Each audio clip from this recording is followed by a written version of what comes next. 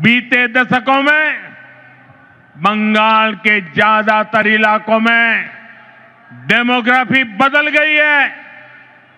बंगाली हिंदुओं को जानबूझकर अल्पसंख्यक बनाया जा रहा है। तुष्टीकरण का ऐसा खुला खेल, जब शरणार्थी हिंदुओं को नागरिकता देने की बात होती है तो पूरी टीएमसी उसका विरोध करती है।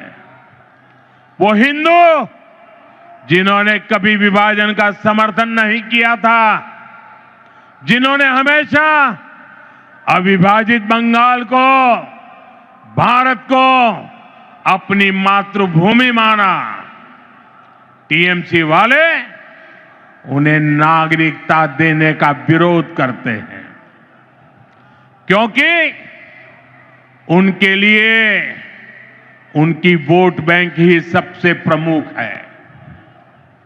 वो हिंदुओं को तो अपनी वोट बैंक नहीं समझते।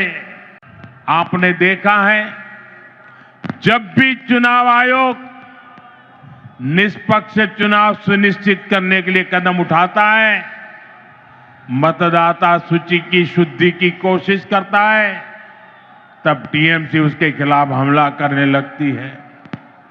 जो संस्था स्वतंत्र और निष्पक्ष चुनाव कराने के लिए जिम्मेदार है, उसी की विश्वसनीयता पर सवाल खड़े किए जाते हैं। ऐसा ही व्यवहार देश की सेना को लेकर दिखाई देता है। जब 2019 में भारतीय वायुसेना ने बालाकोट में आतंकवादी ठिकानों पर निर्णायक कार्रवाई की, तब टीएमसी ने देश की वायुसेना से कार्रवाई का सबूत मांगा।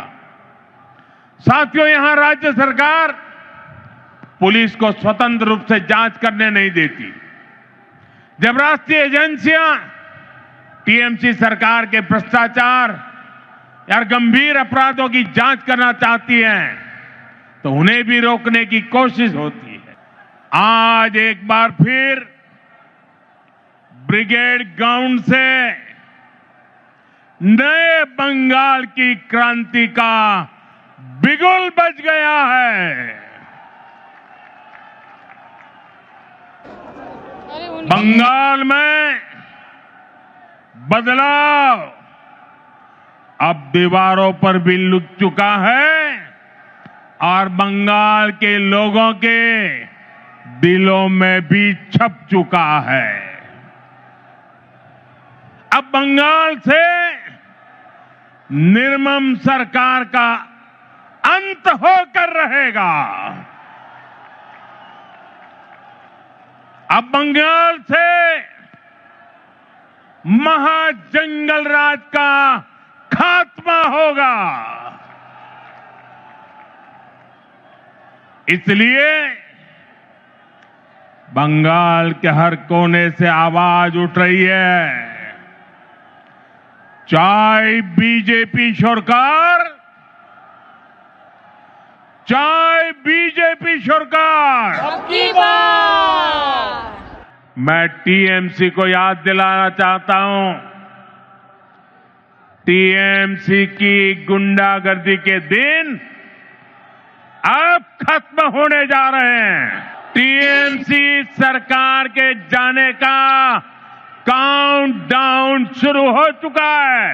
बंगाल में बीजेपी सरकार बनने के बाद एक तरफ हम सबका साथ सबका विकास ये मंत्र लेकर चलेंगे और दूसरी तरफ सबका हिसाब लिया जाएगा।